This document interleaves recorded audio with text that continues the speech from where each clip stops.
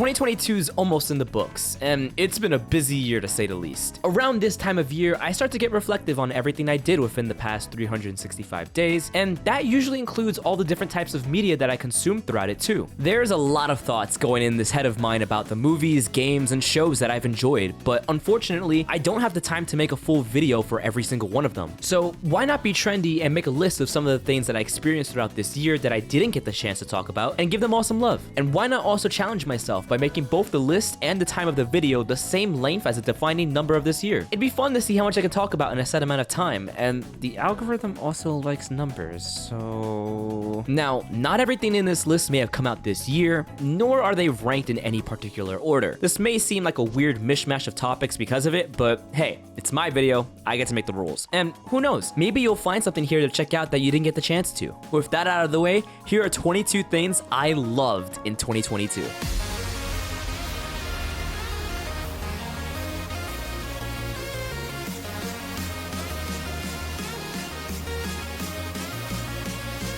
I've been reading Spy Family since the manga first started getting published back in 2019, and it quickly became one of my favorite manga to keep up with. Its mix of comedy, absurdity, and genuinely heartfelt chemistry between its characters made for such a fun time, and while reading it, I could tell it was going to be one of those series that would blow up the second it got an anime adaptation, and I'm so happy that the series is getting the attention and love it deserves. Spy Family's anime manages to capture everything I loved about the manga. The arranged Forger family's personalities and charms really do come to life in a way that brings out their best qualities, from Anya's voice capturing her hysterical reactions perfectly, to the animation beautifully depicting both action set pieces and heartwarming moments. They could literally have gotten anyone to do the adaptation for this series, and it would have been fine, but the fact that Studio Wit, the animation studio behind the first 3 seasons of Attack on Titan, were chosen to do it is the icing on the cake, and helps elevate the series even more. Speaking of Attack on Titan, the second part of the final season, which aired earlier this year, was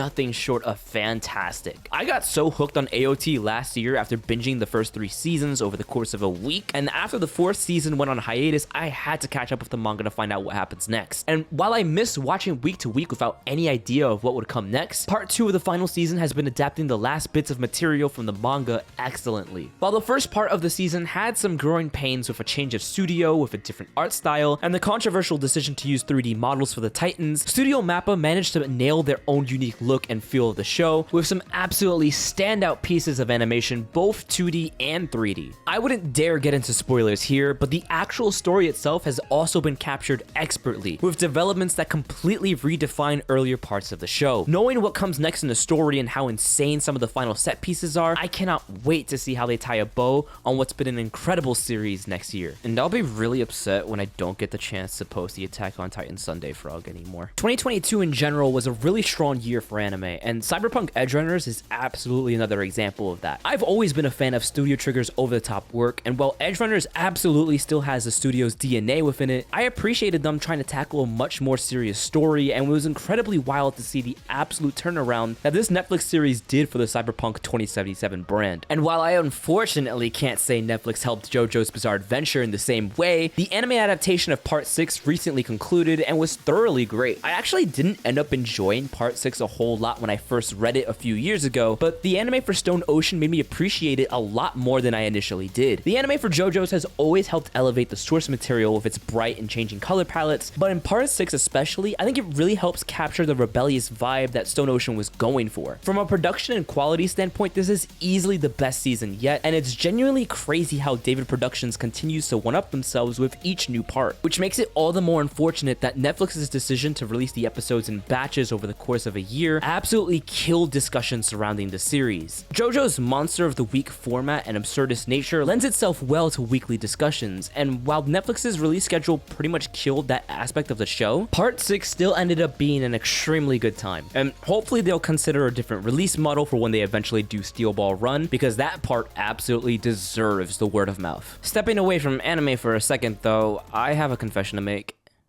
I only just started watching Stranger Things this year. I'm quite possibly the latest person on the planet to this series, but honestly, I'm kind of glad I had started watching it when I did, because now I don't feel any intense pressure to binge through each season as they've come out like other people have throughout the years, and I can take things at my own pace. I feel like there's very little for me to say that hasn't already been said about the show by literally everyone else, especially given how late I am to it, but at the time of writing, I just finished season 2, and I really appreciate how well the show manages to balance its horror and drama in a way that also feels like a love letter to its time period. And while I'm still seriously behind and haven't even seen the season that everyone was talking about this year, I'm excited to see what had people so shook in the next seasons to come. The most interesting show I've watched this year, though, has to be the television adaptation of Don't Hug Me, I'm Scared. The original web series was notorious in the early YouTube days for burying disturbing imagery and psychological horror under the guise of a Sesame Street-esque kids show. And when I found out that there was a 6-episode TV series based on it, I was skeptical on whether or not the show would be able to work in a longer format while staying interesting throughout. But I was surprised to see that the show manages to pull it off really well. Each episode is absurd in its own unique way, and the dark humor and banter between the characters really juxtaposes well when each episode inevitably leans more toward an unsettling side that in some instances even manages to provide some commentary on the fan culture that surrounds the series as well. The show unfortunately is only available to watch in the UK, so while I had to resort to some outside means to be able to watch it, it's easily one of the most unique things I've seen this year, and I wish it was able to come stateside to actually be able to properly support it. But there's still plenty more to talk about this year, so let's pick up the pace.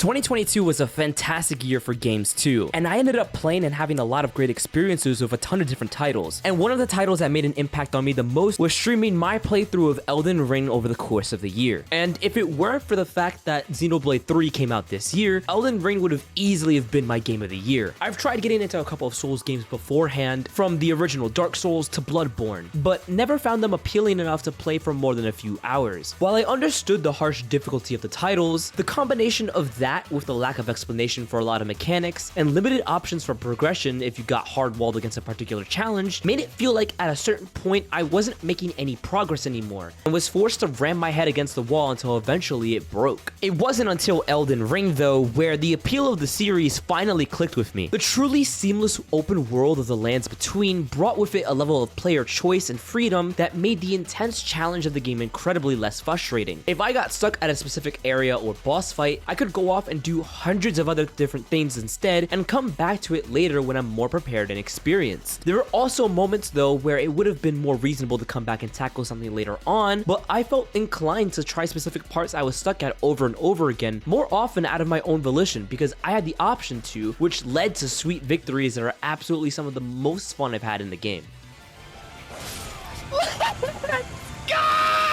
You can really feel the growth from getting curb stomped to early game goons to eventually cheesing end game level enemies, which led to some extremely satisfying moments. The format of the game being more palatable is one thing, but what greatly helps is that the world of Elden Ring is one of the most fun settings to explore in a game. Elden Ring gives me the same feelings I felt when playing Breath of the Wild for the first time, where you can go virtually anywhere you want with something almost always being there for you to find and virtually nothing stopping you outside of your own skill. The sheer amount of variety for a game of this scale is insane, as between the mini dungeons and enemies, it feels as if the game is constantly finding new ideas to throw at you. There's a strange beauty to the fantasy world, and no matter how grim things may get, there's always something wacky like giant lobsters or a turtle pope or whatever the heck this thing is to bring some levity. At the time of writing, I'm about 70 plus hours in and nearing the end of my journey that I started back in March. But even when I finish it, I feel like this game will be something I regularly come back to appreciate after I'm done. And when I eventually put down Elden Ring, I want to try revisiting other games in the genre that I feel like I'd be able to appreciate a lot more now with the new perspective that Elden Ring gave me. But one game that I finally got around to playing for the first time this year was Metal Gear Rising: Revengence. And I'm beating myself up for not getting around to it sooner because this game had everything I needed in it. Absolutely crazy and viscerally flashy combat? Check. Over-the-top boss fights and an extremely cheesy metal soundtrack?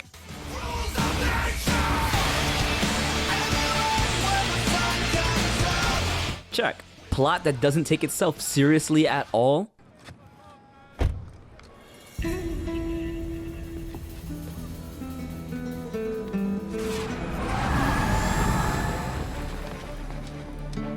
Adios, amigos. Need I say more? This game was a roller coaster from start to finish, and even though the game is definitely a product of its time still, with the consistent walk and talk segments that plagued many games during the time Revengence came out, unnecessary stealth segments and questionable equipment navigation that were products of the game's turbulent development, and some unfortunate characterizations to say the least, this game was fantastic and is always a joy to replay, even for someone like me who hasn't played any Metal Gear games beforehand, which I would love to change, but Konami moment. This wasn't the only thing that didn't come out this year that I finally got around to playing though, as I managed to put in some serious time playing Octopath Traveler as well. I initially tried the demo for this game back when it was first coming out, but couldn't get into it. After spending a significant amount of time playing it through Game Pass though, this is easily one of the most polished JRPGs I've played in a long while. Initially, the 8 main characters not interacting much was off-putting, but I actually ended up coming around to really enjoying that aspect of it because it's almost its own kind of fun imagining and self-imposing how each character would interact with each other throughout the story, in a way that almost actually puts the role-playing element of the JRPG genre back into the forefront. But coupled with gorgeous pixel art and one of the best soundtracks I've ever heard, finishing this game before the sequel comes out is definitely on my to-do list. This year had plenty of standout releases of its own that I enjoyed, and one of them that I ended up streaming my playthrough of earlier in the year was Kirby finally making his jump into 3D in the Forgotten Land. It's been quite a while since I felt like I've enjoyed a mainline Kirby game, given that Star Allies didn't really feel as impactful as other games in the series, and since that game's release in 2018, all we've gotten on Switch for the Pink Puffball has been some small eShop releases. So I'm extremely happy that not only was Forgotten Land a great time, but it actively helped propel the series into a new direction and formula. While adjustments had to be made to make the gameplay style work, such as a limited move pool for the copy abilities, even putting that aside, the transition to 3D was pretty seamless. Given how well they executed it, I'm kind of confused as to why it took this long for it to happen, but I'm glad that we're finally here. This was definitely a little bit of a trial run to see how Kirby could work in 3D, so whatever comes next is going to go insane now that the team has experience under their belt with Forgotten Land. Continuing that trend of games going in new directions though, I was surprisingly impressed with a modern Pokemon game for once after playing a little bit of Legends Arceus. Yes, I know I'm saying it wrong, this is how I've always said it, I do not care. Personally, I've never been the biggest Pokemon guy, so while the actual lore side of the game, with the game being a prequel to Gen 4, didn't appeal to me all that much, I actually really enjoyed the shift to a more single player oriented experience with the battle system and enjoyed how seamlessly catching them battling felt when out in the open areas. The highlight of my playthrough though was definitely the shiny star that I caught early on, completely out of the blue. Love this lad.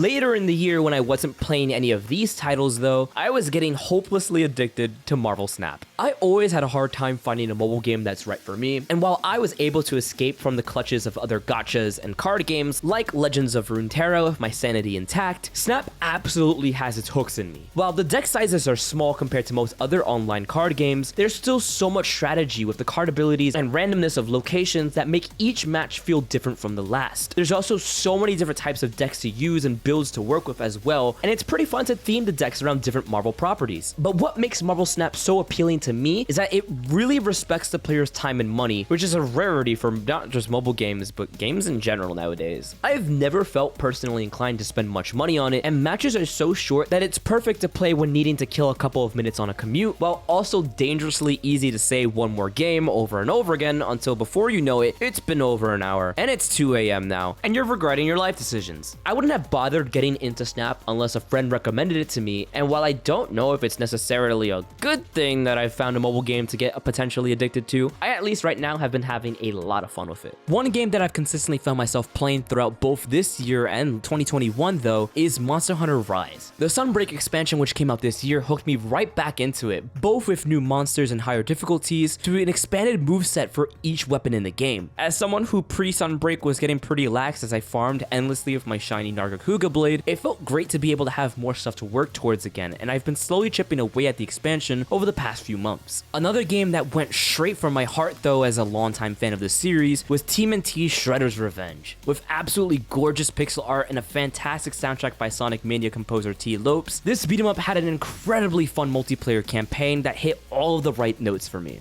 The one release that surprised me the most though this year was an indie title called Iron Lung, which is easily one of the most interesting horror experiences I've ever played. The entire game tasks you with navigating a submarine on an alien moon in a sea of blood, with the only way to know what's around you being the black and white photos from the camera of the ship. The game does such a good job at making you feel isolated and claustrophobic while tapping into the fear of the unknown. You can easily finish the game in one sitting, and it's incredibly inexpensive on Steam, so it's the perfect game to share with friends if you want to see their reactions. But you know what else is short? The amount of time I have left in this video. So let's keep moving on.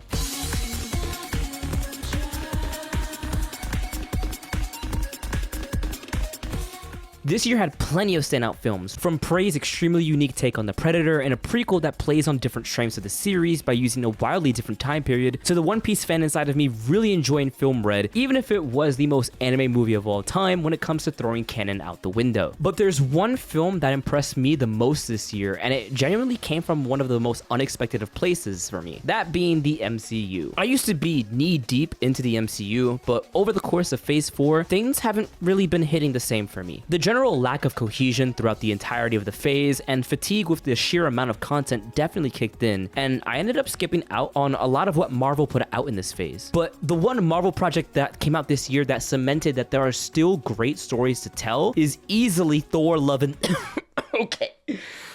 I can't even finish that. It's Black Panther. I was fully convinced Wakanda Forever was going to be an absolute flop before it came out. I was against the idea of even continuing with a sequel in the first place after the terrible situation with Chadwick Boseman's passing. But even with all of the unfortunate circumstances surrounding the film and its development, Wakanda Forever is great not just in spite of everything that got in its way, but because of it as well. So much of the film centers around the trauma and grief that came from both Boseman's passing and T'Challa's fictional one as well, which makes the film feel even more genuine as the emotions that the characters and actors are pulling from are rooted in an actual tragedy. Disney's already earned itself a track record of monopolizing off of the deceased for profit, from weird CGI versions of Peter Cushing to straight up using AI to recreate Darth Vader's voice and use it eternally even after the actor passes away. And if they tried to do something similar in this movie, I straight up would have walked out of the theater. But I'm glad that they had the decency to give Boseman the respect he deserves. While the film did feel a little bit bloated with its runtime and had some minor problems with tonal consistency towards the end, I'm glad this film ended up showing that Marvel can still produce great movies. How crazy is it though that Spider-Man, Shang-Chi, and this movie are the only good movies in Phase 4 though? Anyways, one film director that I ended up falling in love with over the course of this year though was Jordan Peele. After finally being exposed to his work by watching Nope in theaters, I ended up watching the rest of his films for the first time in one night with some family and ended up really appreciating each one of them for their own different reasons. I love the way Nope sets up its overarching mystery of what the monster actually is and how boldly Get Out uses its themes to create a psychological horror experience, but out of the three, Us is easily the film that impressed me the most. Not only do I think it nails horror the best out of the three, but its story also left me so shook by the end of it, with genuinely one of the best plot twists that I've experienced that completely changes how you look at the film. We're finally here at the 22nd and final entry of this list. Let's wrap it up with a film that actually came out this year for one, but also had left a great impression on me as the year's gone on. I'ma keep it real, I'm not the biggest DC guy, especially when it comes to their movies, which I usually end up either absolutely loving or not even attempting to bother with. That being said,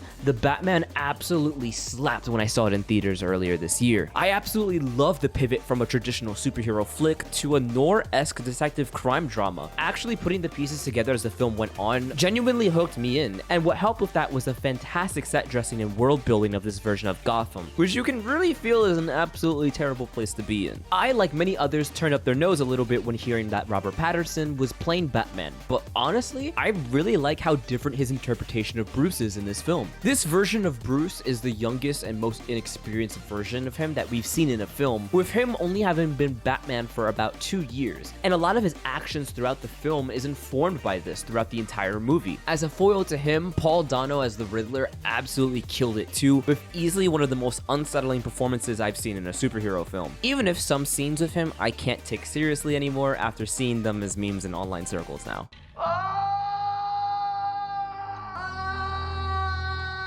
All of this coupled with a fantastic score from Michael Giacchino made for a film that I surprisingly didn't feel exhausted by even after its 3-hour runtime. The Batman alongside the Joker in 2019 have made for not only some of my favorite pieces of Batman media, but has also made me believe that DC just needs to fully commit to doing single story focused films, because the pattern for their movies definitely seems to be that they end up being a lot higher quality when they aren't confusedly trying to make an extended universe to catch up with Marvel. That's just me though. Phew.